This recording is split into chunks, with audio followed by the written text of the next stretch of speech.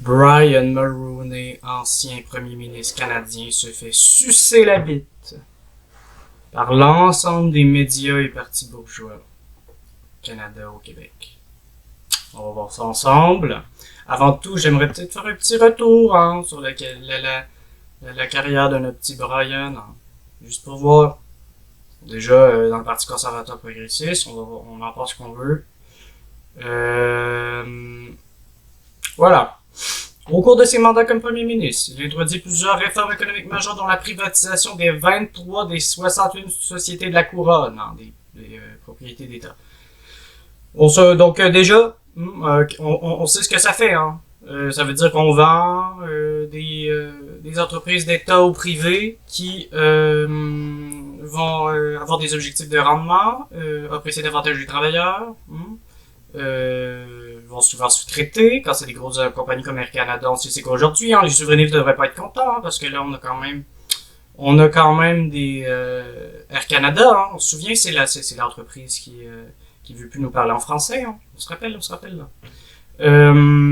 Puis remplacement de la taxe sur les ventes manufacturées avec la taxe sur les produits et services. Tu sais, cette taxe, la TPS, là, qui nous oblige à donner notre argent sur chacun de nos achats, tu sais, même ceux qui sont nécessaires, là, à part quelques petits trucs à l'épicerie, là. Tu sais ce qu'on paye, le même prix que des gens qui ont des milliards de dollars canadiens, là. Tu sais, ça qui nous coupe une bonne partie de notre budget, là. Alors, regarde comment, vous aimez bien, mais c'est lui. L'accord de libre-échange canado-américain, on se souvient qu'il va négocier aussi le successeur l'ALENA, qui est encore en cours. On se souvient, ça c'est super, Ça libéralise les relations économiques entre les pays. Il y a moins de taxes, moins ou plus du tout, si je me souviens bien dans le premier, de taxes pour quand on importe, on exporte. Les anti-mondialisations doivent capoter là-dessus. Ils doivent aimer, parce que là, on est quand même sur quelque chose qui protège pas la production faite au Québec et au Canada. On est quand même sur un accord de libre-échange qui donne évidemment avantage au capital américain, qui est extrêmement fort, et au capital canadien, et au capital québécois. En somme, les travailleurs sont fort baisés, quoi. On est sur, le but avec un accord de libre-échange, c'est de pouvoir exploiter et commercer le moins cher possible, pouvoir le faire avec le moins de régulation possible, avec le moins de retombées pour les pays possibles et les États, et accessoirement, on espère peut-être un peu de distribution. Non, on est contre ça. On est vraiment, ceux qui défendent ça sont vraiment des américanoïdes basiques. On est sur c'est ridicule. On a aussi quelqu'un qui veut forcer l'État québécois à accepter cette affaire incroyable qui est l'accord du lac Meach. Quand même, on a dans le dos du Québec écrit la Constitution du Canada, c'est quand même quelque chose. Puis, donc, même les fédéralistes devraient trouver ça ridicule. Tous les fédéralistes et les souverainistes devraient être totalement contre ça. C'est juste le petit bout de l'oppression coloniale du Québec à l'époque. On n'est plus dans la situation aujourd'hui, mais ça reste dégueulasse ce qui a été fait là. Bon, on va aller plus précisément dans ce qu'il a fait. Oui, l'épineuse question le constitutionnel, bon, pas super intéressant, il a fait un peu comme tout ça avant, un peu ridicule. Très colonial, bon. Une des tâches majeures, ça on l'a vu, ok. Coupé dans le déficit budgétaire qui atteignait les dizaines de milliers de dollars. Ne réussit jamais unis, la dette nationale augmentait de façon significative durant ses années au pouvoir. Sa tentative de couper dans la vitesse, sa capacité à respecter. Donc, il coupait dans les dépenses de l'État. Donc, évidemment, tous les conservateurs vont être super contents. Parce qu'en gros, on dit non, mais là, il y a un déficit budgétaire. Donc, on n'envisage jamais que ce puisse être le capital qui paye. On n'envisage jamais qu'on puisse, face à l'incompétence du grand capital à mener par exemple les banques, tout ça, mais on se dit jamais peut-être qu'il faudrait que ce soit en fait ceux qui travaillent, donc les travailleurs qui gèrent les banques en fait. ceux qui les gèrent au jour le jour, mais qui n'ont pas de capacité de décision dessus. Ils font toutes les tâches, mais ils ne peuvent pas décider. Ça. Donc, mais ça, c'est jamais envisagé par eux. Ben, évidemment, c'est des fortures du grand capital. Qu'est-ce qu'ils font? Ils disent, il y a une dette qu'ils ont créée eux-mêmes, ou des partisans, blablabla, que la grande bourgeoisie a créée mondialement, à cause des récessions, tout ça. Ils nous disent, non, mais là, il y a ça, fait qu'il faut la dépense publique, en fait. Fait que c'est qui paye toujours les travailleurs, putain, avec eux. La récession mondiale, depuis des années 90-80, a arrivé à cause de gouvernements comme lui, hein. Vraiment, on est sur une ère où le néolibéralisme, on le voit dans les voiles. Les gouvernements néolibéraux, c'est-à-dire tout à fait comme lui, libéralisent l'économie un peu partout, diminue, exporte la production, envoie produire ailleurs à plus faible coût, donc on va exploiter, puis sous-traiter des travailleurs ailleurs, puis ici, ben, les travailleurs, ils chôment, ils ont des emplois de merde, ils sont obligés d'accepter des emplois de merde, voilà. Donc à cause de gens comme lui, il y a une récession, puis lui, il fait rien pour aider. C'est une incapacité à venir les finances du gouvernement, c'est son usage d'augmentation d'impôts et de taxes. Hein. On imagine que c'était super progressif. Hein. On imagine que les travailleurs devaient payer vraiment moins que les bourges disons, en proportion de ce qu'ils gagnent. Hein. On imagine que c'était super redistributif puis que les gens étaient super heureux. Mais non, évidemment, c'était une taxe, c'est la même pour tout le monde, puis ces baisses d'impôts et ces augmentations d'impôts, évidemment, faisaient payer la classe ouvrière. Qu'est-ce qu'on va dire? Privatisation d'embauche société d'État. Hein. Donc, ils vendent à des compagnies privées. Ça, c'est les conservateurs capotent là-dessus. Hein. Sauf que qu'est-ce que ça donne? Mais ça donne, on perd des emplois ici. On libéralise. Donc, on libéralise en même temps les réglementations aériennes. Un nouveau marché américain. Donc, en gros, le capital impérialiste, d'ailleurs, vient nous péter d'en face. Puis nous, ben, on prend, on gobe, on est content. Mais non, on n'est pas content. Évidemment qu'il y a plein de gens qui l'haïssent. On n'est pas les couronnes capitalistes comme tous les bourgeois qu'on a à la Chambre d'Assemblée aujourd'hui, mais au Canada puis au Québec, mais les travailleurs, il y en a qui l'haïssent, hein. Avec raison.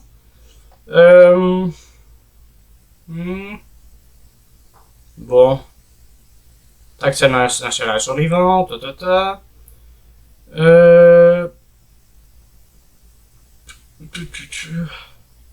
Évidemment, déjà à l'époque, ça n'a pas été bien pris, cette taxe. Bon, évidemment, on s'attaque à la production, à l'industrie de la pêche, hein, sous les couverts de petits écologistes de mes deux.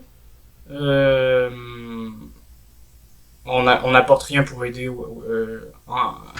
les travailleurs par ailleurs, hein, qui essaient de juste gagner leur vie puis manger. Oh oui, il y a aussi ce petit truc-là. Ça, Éric Duhem doit capoter. Hein.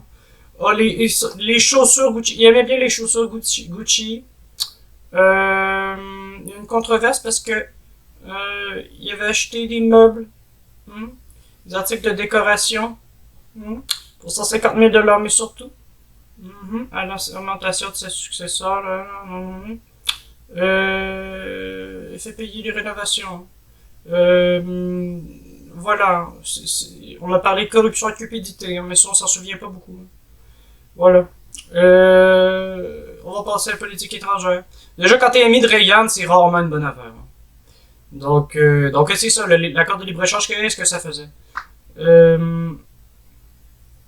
Donc, on va ratifier le précédent accord de libre-échange, on a le nouveau, qui est à peu près la même affaire. Toujours une meilleure manière de baiser les travailleurs.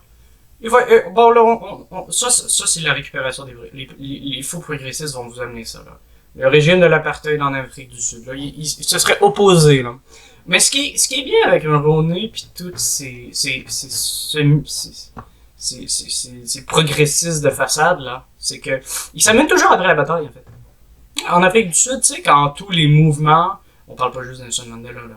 On parle pas de petits bourges, là. On parle des gens qui se font tuer dans la rue, qui mènent des batailles, il y a des collectifs, des partis, non. Eux, ils arrivent après la guerre. Après tous ces travaux-là, puis ils disent, mais c'est à cause de nous que ça va bien aller. Non, mais mêle-toi pas de ça, en fait. Occupe-toi de tes impérialistes ici. Occupe-toi de ton capital qui mène des actions politiques là-bas. Soutient l'État d'Israël d'apartheid là-bas. Mais il va pas te foutre là-bas pis dire que c'est toi qui as réglé l'affaire. Mais non, t'as rien fait alors qu'il a rien fait pour s'attaquer au capital ici américain puis canadien. Il aime le capital américain. Il l'a aidé dans ses affaires avec l'accord de libre-échange. Alors que c'est le capital américain soutenait l'affaire d'apartheid aux États-Unis. Non mais c'est ridicule. Il faut juste se donner un vernis. Oh mon Dieu, non, on est vraiment... Regarde, il dit que c'est tellement conflit que le gouvernement américain et britannique, mais par ailleurs, ils les aident dans leurs activités économiques. Fait que c'est quoi son effet concret? Ben, c'est l'apartheid. Et il défend l'apartheid. Voilà. Qu'est-ce qu'on peut voir d'autre? Hmm.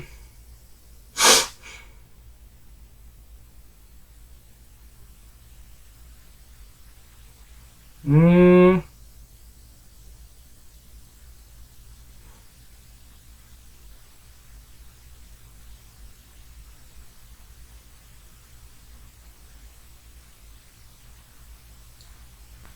On a des petites affaires caritatives ici, hein. Ils s'amènent, ils essaient d'aider les Éthiopiens, mais en fait, c'est le capital qui crée ça. Mais il est zéro touché par ça. Il va jamais s'attaquer au capital qui crée ça. Donc, il vient de faire du petit progressisme washing, on pourrait dire, hein. Il se lave de ses péchés, il a fait du mal. Son pays a fait du mal. On va vous aider, on va vous donner quelques petites branches pour faire des maisons, puis un peu de brocoli pour manger. Mais par contre, on s'attaquer au capital, tout ça, faire que ça arrive jamais, ça non. Ça non. Donc en gros, qu'est-ce qu'on, que- une fois qu'on a vu ce bilan-là, là, qui est quand même incroyable, hein. Ah oui, attends, juste un petit truc, mais on a une carrière très lucrative en tant qu'avocat. Mhm. Ah oui, oui, oui. C'est comme s'il y avait des intérêts, hein. C'est comme s'il y avait des intérêts économiques en même temps. Ah, puis juste, on va juste montrer comme en quoi il est clairement situé économiquement. On est vraiment sur un grand bourgeois, hein. Un avocat, dirigeant d'entreprise et homme d'État canadien. Hmm? Euh, donc on sait que c'est un grand bourgeois qui avait intérêt à ce que ça se libéralise à ce moment-là. Parce que toute la grande bourgeoisie, à ce moment-là, elle défend le néolibéralisme comme discours, mais aussi évidemment comme politique d'État, pour libéraliser, s'attaquer aux acquis de la classe travailleuse, euh, les petits acquis hein, des Trente Glorieuses, disons. Ils ont gagné par la lutte. Hein. Et puis, mais évidemment que c'est parce qu'il a des intérêts économiques derrière, puis que c'est un grand bourgeois. Et voilà, et les Paradise Papers vont le signaler. On note à quel point ça a comme une petite place. Hein. Petite place. En tout cas, ça va le montrer. C'est quoi les Paradise Papers? On se souvient, bon, c'est tout... C'est des...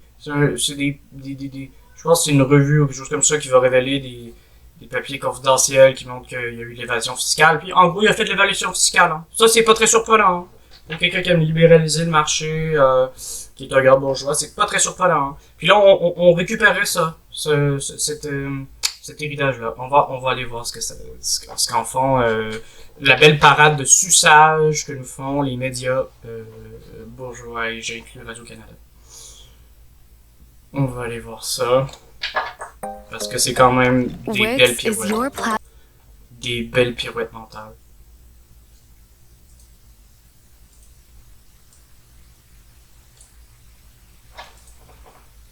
Pancarte, était vraiment intéressé à ce qu'on voulait faire savoir. A donné cette victoire si considérable. Chers amis, C'est pourquoi je suis si profondément déçu. c'était l'objectif principal de ma carrière politique. Un grand homme. Un grand homme. Nous pouvons bâtir une situation de prospérité pour notre cher Québec dans un Canada très fort, très prospère et profondément uni. Ça, c'est l'objectif. Déjà, discours Aujourd'hui, transclasse. Hein. émission Le Canada consacrée à l'ancien peut premier s'unir, ministre du Canada. Déjà, au-delà des races sociales qui étaient créées à l'époque par, évidemment, le Québec colonisé, bon. Les deux provinces et les Autochtones et tout ça. On est vraiment sur, en gros, l'union à travers les provinces, l'union, l'union transclasse, surtout, hein, on a vraiment un Canada uni, mais il y a une récession. Puis tu fais rien pour l'aider. Puis tu t'attaques pas à ceux qui la créent. Puis t'es un de ceux qui la créent parce que tu fais partie de tous ceux, et économiquement, t'es dans la grande bourgeoisie, et tu fais partie de tous ceux politiquement qui vont défendre tout ce qui a créé les récessions, et les a nourris, le néolibéralisme. Donc, ce stade du capitalisme dont nous ne sommes pas encore sortis, mais qui est en train qui est en crise présentement. Donc, il y a vraiment, c'est un peu, je dis pas qu'il est nazi, hein, ça n'a aucun rapport. Il est pas nazi, mais il est pas fasciste, mais dans l'union transclasse et la défense d'une société qui reste de classe, mais qui comme réussirait par l'unité nationale à dépasser ce caractère de classe de la société. Donc il y aurait une union dans toutes les classes. Sauf qu'on voit que le but de ça, c'est de libéraliser, d'attaquer la classe ouvrière, mais de leur faire croire qu'ils font un effort pour la nation, puis il faut qu'ils payent pour la nation d'une certaine manière, puis c'est un don de soi, puis c'est un don identitaire, puis ils sont donc bien contents, les travailleurs, de faire ça, tu sais, c'est pour leur faire avaler des trucs comme ça, mais ça cache évidemment des attaques sur la classe ouvrière, donc il ne faut pas être dupes, les gens. Brian Mulroney, qui est décédé hier à l'âge de 84 ans, il aura été au pouvoir pendant 9 ans, entre 1984 et 1993. Son legs politique est si grand qu'on en ressent encore aujourd'hui l'impact 30 ans plus tard. Ah oui, sur ça les oui. relations entre le Québec et l'ensemble du Canada, l'accord de libre-échange qui a même été renouvelé dans les dernières années, son plaidoyer environnemental. On va aborder d'ailleurs divers volets de son héritage tout au cours de la... Non mais c'est ridicule son plaidoyer. Il a beau faire un plaidoyer environnemental, le gars il finance, il est pour le libre marché absolu, genre, entre les États-Unis, le Mexique puis le Canada, je veux dire. Il défend ça. On peut pas être, je veux dire, la circulation, dans toute l'Amérique puis mondialement, les accords de libre-échange, évidemment que ça empêche de produire et consommer localement. Je veux dire, c'est clair. Ça fait que, par exemple, un vendeur de légumes des États-Unis, qui vend moins cher parce qu'il y a une tendance au monopole, hein. Puis donc il y a plus de moyens, puis il peut produire plus, puis donc ça coûte moins cher, il peut vendre moins cher un peu. Ben il vient vendre ici, puis ça coûte de moins en moins cher parce qu'il y a moins de taxes, puis de droits de douane, puis tout ça, de paiement de douane. Et donc ben, les petits producteurs ici, ben ils se font péter d'en face, puis nous ben on mange des légumes de merde qui font 300 000 kilomètres avant d'arriver ici. Puis ben aujourd'hui on en devient dépendant parce qu'on a de moins en moins d'agriculture locale. Puis quand il augmente les prix, ben on se fait baiser aujourd'hui par exemple dans une récession. Brian Mulroney aura droit à des funérailles d'État, évidemment. Les détails seront communiqués au cours des prochains jours. Mais déjà, les hommages se comptent par centaines, d'un océan à l'autre, évidemment, mais également aux États-Unis, en Afrique du Sud, et à Ottawa, et à Québec, et à Bécomo, sa ville natale. Les drapeaux sont en berne, signe que Brian Mulroney a laissé sa marque autant au Canada qu'à l'étranger. La réalité, c'est que c'était un homme d'État qui se dévouait au Canada et qui mettait tout d'abord... Voilà, encore une vision transclasse, c'est-à-dire il se dévoue au Canada. Donc, il y a comme un intérêt canadien entre les classes, entre les genres, entre les races sociales, c'est-à-dire que ok, on n'a pas ces autochtones, mais il y a lui qui continue de poursuivre cette oppression-là. Hein. Ben, pourtant, il défend une cause canadienne unie. Il y a comme des intérêts communs canadiens. Mais non! Mais non! Il y a presque juste des intérêts antagonistes entre, entre par exemple, la classe ouvrière puis les impérialistes canadiens. Presque juste des intérêts antagonistes. Donc, opposés. D'abord, ce service envers son pays. Mais lui, il est pour l'unité transclasse. L'unité transclasse, ça défend, comme j'ai dit, toujours des attaques contre la classe ouvrière. La partisanerie. Pour moi, Brian Mulroney a été un grand premier ministre. Et bon, vous savez, mon intérêt pour les choses économiques, il laisse un legs incroyable. Qui m'a appris une leçon de vie vraiment importante. Qu'au final, en politique et dans la vie, le plus important, ce sont les gens. Il a vraiment travaillé fort sur cette idée d'inclure le Québec. C'est quelque chose qui m'inspire aussi. Alors, que le NPD défende ça, on est vraiment... de cet homme, Brian Mulroney. Je commence avec vous, Tasha. Vous l'avez connu.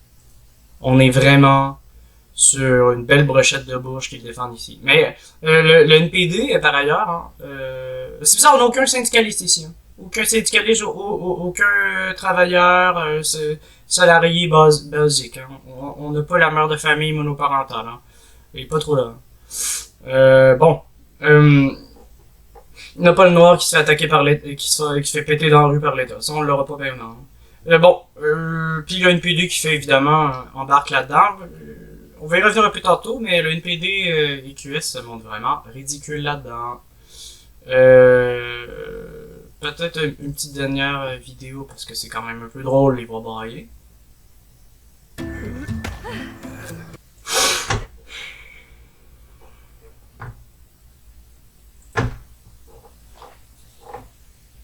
Un homme bon, généreux, un visionnaire, ambitieux, généreux, un grand premier ministre. Généreux pour la classe capitaliste. Brian Mulroney, depuis l'annonce de son décès jeudi soir, sont nombreux et transcendent la partisanerie. Oui, ça oui. L'héritage politique du 18e... Transcendent pas les classes, mais ils transcendent la partisanerie. Ça, est salué de tous, à commencer par Justin Trudeau. C'est un homme qui aimait profondément. On va passer ça. C'était notre passé, mais il marque encore notre présent et marquera longtemps notre avenir aussi. Joe Clark, bonjour. Non, mais ce connard. D'être avec nous. Vous êtes ex-premier ministre, mais vous avez servi comme ministre des Affaires étrangères sous M. Mulroney. On parle depuis jeudi de l'héritage politique de Brian Mulroney. Quel est-il pour vous, l'héritage politique de Brian Mulroney? Parce que là, attendez, là, il y a un Bush qui va devoir défendre ce que fait Mulroney. Parce que pour l'instant, on dit c'est un gentil garçon, non, mais là, attends, qu'est-ce qu'il a fait? Là? Parce que c'est quand même ça la question, là, quand on a un homme politique. Ok, c'est triste pour sa famille, il est mort. On rit pas sur ça, sa mort. On rit de les Bush qui réutilisent ça pour défendre une politique conservatrice, néolibérale, qui aujourd'hui nous met dans la merde. Et les mêmes qui critiquent le néolibéralisme sont pour ce sorte d'héritage politique. Le sus allègrement. Donc là, on a un Bourgeois qui va devoir défendre les attaques contre les travailleurs. Voilà, on va voir. Nous étions tous les deux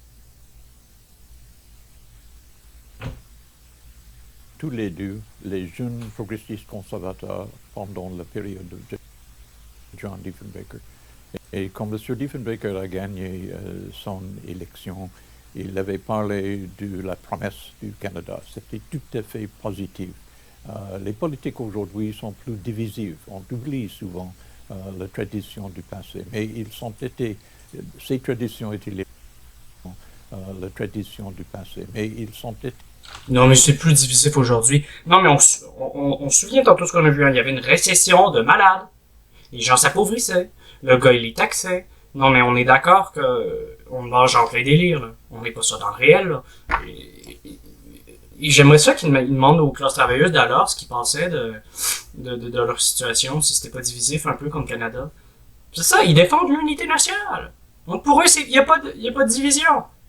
Mais il y en a, putain, t'as pas besoin, c'est pas parce que tu l'inventes dans le discours, puis en broyant sur un passé d'identitaire qui n'existe pas, puis une unité fausse, que tu vas nous faire croire que ça marche. Ces traditions étaient les traditions de M. Mulroney et de moi-même. Nous étions des fois compétiteurs. J'ai gagné un congrès, il avait gagné un autre. Il y a eu des tensions de temps en temps, mais nous avons partagé un sens du Canada, un sens de possibilité pour le Canada. Et puis, j'avais eu l'occasion de travailler ensemble, d'une part aux affaires étrangères. C'est bizarre parce qu'on nous parle vraiment de possibilités pour le Canada. On nous fait croire qu'il aurait comme défendu le Canada, mais pourtant, il y a une récession au Canada pendant ce temps-là. Elle est mondiale, la récession, mais ça va pas mieux au Canada qu'ailleurs. À quel moment ça a vraiment aidé le Canada? Il a fait pareil que tous les autres pays. Puis c'est qui a payé? Les travailleurs, comme toujours. Puis les plus précaires. Les plus pauvres, puis les Noirs, puis les Arabes, puis les femmes. On est sur rien de particulier. Il y a aucun moment où il défend particulièrement les Canadiens. Il défend la bourgeoisie mondiale. Tous les politiciens de l'époque ont fait ça. Mais dans un autre dans un processus constitutionnel qui était assez difficile. Il a entamé beaucoup de grands chantiers, M. Mulroney. S'il y avait un projet, une chose qu'il a fait dans son gouvernement où vous avez participé, qu'est-ce qui est l'élément pour vous qui ressort le plus? Je crois que non, c'est un peu toujours la même chose. On a vraiment un bandeur, le Radio-Canada, qui capote sur les grands projets. Ça, il aime ça, les grands projets, le Radio-Canada. C'est vraiment la bourgeoisie de centre, c'est quoi? C'est l'innovation. Les capitalistes qui nous lancent dans des grands projets, on sait pas c'est quoi les projets, on sait pas c'est quoi les effets sur le travail, on sait pas c'est quoi, qu'est-ce qui se passe. En fait, on le sait. On le sait souvent. Ben, on privatise, par exemple, ça, c'est un beau projet. C'est un beau projet pour Radio-Canada. Pour vrai? Air Canada, aujourd'hui, c'est un beau projet? En tout cas, je sais pas. Puis, ça dépend pour qui. Mais il y a les beaux projets, peu importe c'est quoi le projet, les grands projets, c'est fun. Peu importe ce que ça veut dire, comment ça affecte les gens qui travaillent, comment ça. On s'en fout, c'est un grand projet, puis le capital, il aime ça, parce qu'il aime ça que ça se renouvelle, quoi. Parce que c'est comme ça que le capital fonctionne. Il faut qu'il y ait du réinvestissement, sinon le capitalisme ne fonctionne plus.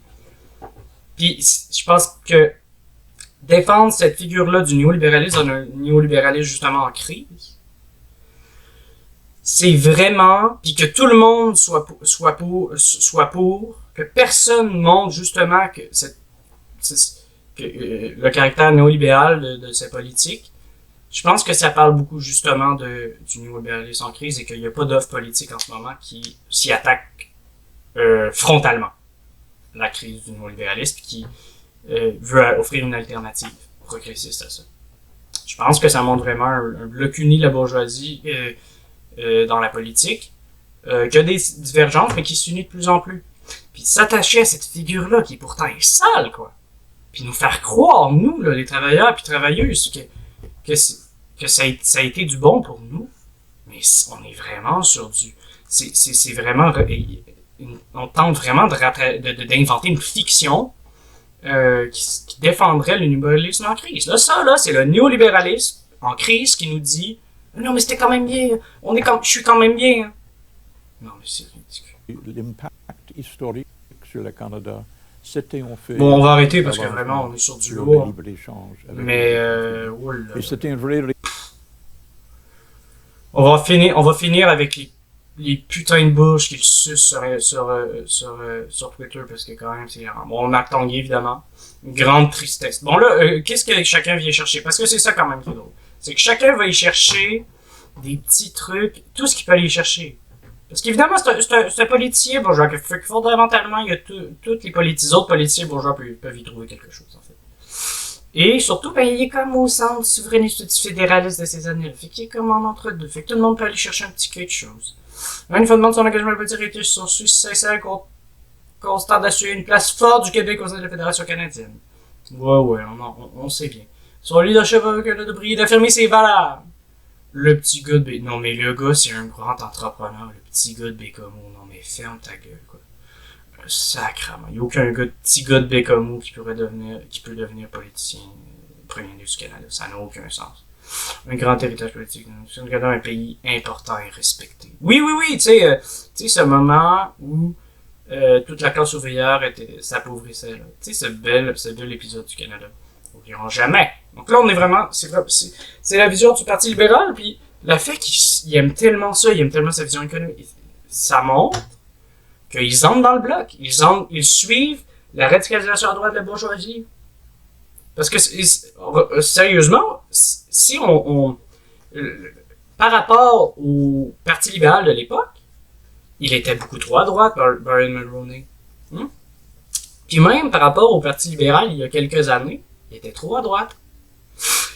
Puis certains peuples du Parti libéral aujourd'hui, qui est peut-être au centre, disons, au centre-droit, et qui s'en va plus à droite par ailleurs. Mais bon, toujours est-il que les deux partis libéraux, ceux du Canada et du Québec, ils récupèrent ça. Mais je veux dire, on est vraiment... Il éteint des décennies de conflictualité entre les deux partis. Donc, qui récupère ça, je pense que c'est significatif d'un tournant du Parti libéral. Qui réaffirme qu'il est avant tout pour les intérêts de la bourgeoisie. Et que son petit vernis progressiste, ben, il s'en fout les couilles, en fait.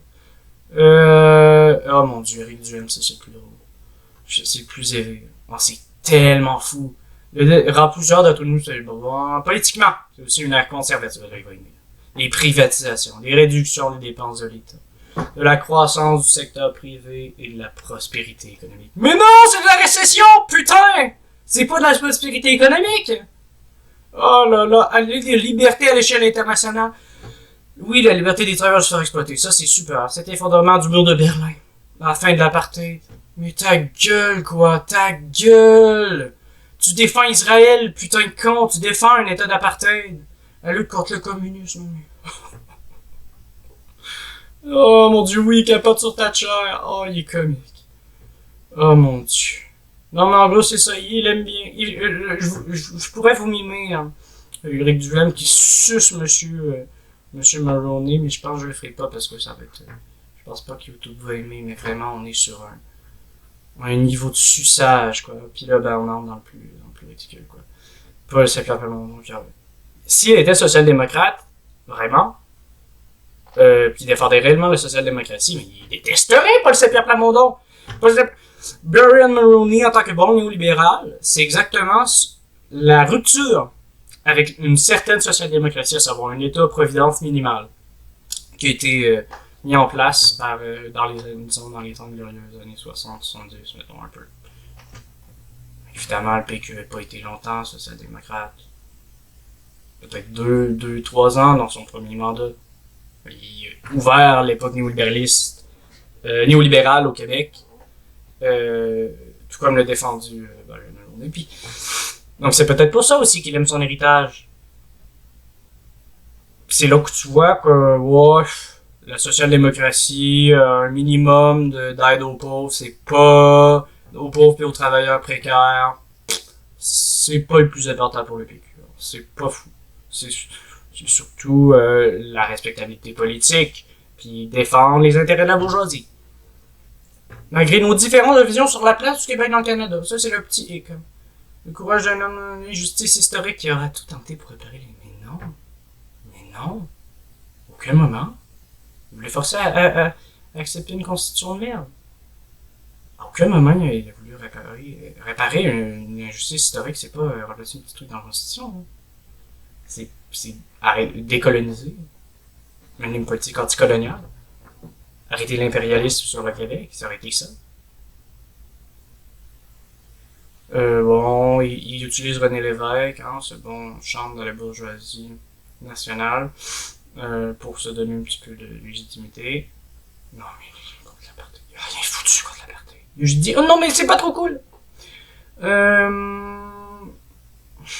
Donc, en gros, c'est un peu comique. C'est un peu comique.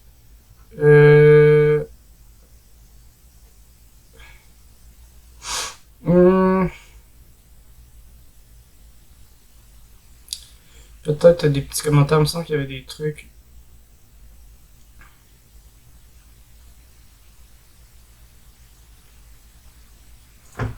On va peut-être revenir sur Éric Duhem parce que c'est quand même bien comique. C'est quand même drôle les commentaires. La TPS. Gaudette Daniel n'aime pas la TPS. Je suis d'accord, Daniel. J'ai beaucoup de respect pour Mulroney qui était prévenu d'appliquer pour le Québec la lutte contre l'apartheid. Mais les années 80 sont plutôt synonymes de récession, chômage sans précédent, un taux d'intérêt de 15-20%, pauvreté et inéquité sociale. C'est vrai ça! C'est quand même vrai.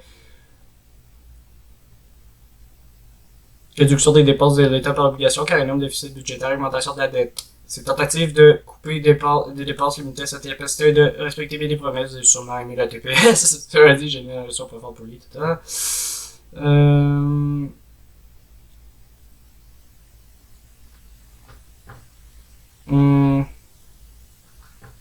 Ouais, le père de TPS. Oh mon dieu, c'est drôle les contradictions internes dans son parti. Il veut pas attaquer Travers, mais il veut les attaquer, quoi. Il fait semblant. Bon, on va quand même passer à Gabriel Nadeau-Dubois, parce qu'on est quand même sur du drôle. Hein. On est encore une fois sur du comique pour finir. Voilà. Au nom de ma formation politique. Man, ta formation politique est sociale. Et à la base, là, dans ton programme, c'est socialiste. T'es plus du tout dans la défense. T'es contre le libéralisme, c'est écrit dans le programme, putain. Tu défends plus du tout ta formation politique. J'offre toutes mes connaissances aux profs. Je suis de Brian Mulroney. Ça, c'est correct. Un Québécois qui a été donné une grande partie de sa vie à la chose publique. Ça, là, c'est sur quoi Gabriel Nadeau-Dubois bande, quoi. Puis toute la gauche qui commence à se centriser. C'est rentrer dans la respectabilité. C'est-à-dire que quand on est en politique, on fait... Si on peut pas défendre les travailleurs, on va défendre la chose publique. C'est-à-dire qu'on va faire ça dans le bien public. Donc, encore une fois, c'est une alliance transclasse de la société. Mais au lieu d'être identitaire, mais elle est publique. Hein. La société civile a des intérêts convergents. Alors, on le voit dans la manière de gouverner Mulroney, ces contradictions-là à l'intérieur même de la chose publique. Puis des citoyens, quoi. Et donc, ils aiment beaucoup ça parce que ça leur permet à la fois de se croire progressistes, mais en même temps d'avoir l'air respectable aux yeux des institutions démocratiques bourgeoises en général, de ces médias qui défendent ces institutions-là, comme Radio-Canada et TVA, et évidemment de se faire aimer des autres partis de la bourgeoisie parce qu'ils ont l'air plus respectables, tout ça. C'est la même chose avec le Parti néo-démocrate. On a vraiment tentative de se faire respecter. Hein? Évidemment, on oublie qu'est-ce que ça fait. On choisit, évidemment, parce qu'on veut rentrer dans les institutions bourgeoises. Mais pas juste y entrer pour passer des messages, puis genre tenter d'élever la conscience de classe peut-être des travailleurs, montrer le ridicule du gouvernement. Ça a un intérêt. Mais c'est pas juste ça, justement, c'est y entrer, mais pouvoir y faire des beaux scores. Et pouvoir le faire le plus vite possible. Et donc, cet électoralisme-là, qu'est-ce qu'il fait? Il se plie à tous les mécanismes qui permettent de faire gagner un parti dans les institutions bourgeoises. Donc, rentrer dans une espèce de respectabilité, ne plus parler du tout d'intérêts divergents de classe, parler d'union nationale ou d'union civile. Et donc, c'est là où le parti des néo-démocrates puis QS sont à un point de bascule avant les prochaines élections respectives de chacun, où ils ont le choix, leurs militants, on a le choix, on a deux possibilités. On a une possibilité progressiste où ils donnent une alternative réelle au néolibéralisme, s'attaquent à son héritage, s'attaquent à sa politique actuelle, s'attaquent au gouvernement de Justin Trudeau qui, oui, donne des petites aides aux pauvres, mais surtout nous prépare à une belle récession, nous prépare à des belles réductions des dépenses publiques parce qu'il y a une belle dette publique, nous prépare un gouvernement conservateur, et donc on a vraiment soit une gauche qui propose une alternative, soit une gauche qui reste dans l'alternance bourgeoise entre les plutôt identitaires puis les plutôt méritocrates, comme j'ai déjà parlé, ce qu'on appelle en résumé le libéral protectionnisme. Face à la crise du néolibéralisme, il y a deux choix, il y a deux camps qui vont se dessiner. Le camp progressiste, donc une alternative à l'alternance de l'autre côté, le camp conservateur réactionnaire du libéral protectionnisme. La question c'est, avec Gabriel Nadeau-Dubois, le EQS et le NPD et Jack Minson, c'est est-ce que cette division-là va avoir lieu aussi dans les institutions ou est-ce que les institutions vont toutes d'un bloc défendre le capitalisme néolibéral? C'est ça la question. Si les deux partis, entrent dans l'alternance bourgeoise, une alternance néolibérale, ben, il va falloir... ça ne sera plus des outils intéressants pour la classe ouvrière. Ça, c'est clair. Canadienne et québécoise. Il va falloir trouver d'autres moyens. Sinon, il y a encore une possibilité. Je suis pas contre, par essence, QS puis le MPD. Hein. J'ai des forts désaccords avec eux, mais bon, ça peut toujours être moins pire. Reste à voir ce qu'ils font. Reste à voir ce qu'ils font, puis j'invite les militants à défendre plus de... S'ils militent, là, de défendre plus d'une alternative réelle. Donc, voilà. C'était un peu ça, en somme, c'était un peu comique. J'ai hâte de voir ce que vous en pensez, mais c'était bien comique de voir la bourgeoisie défendre ce bel héritage.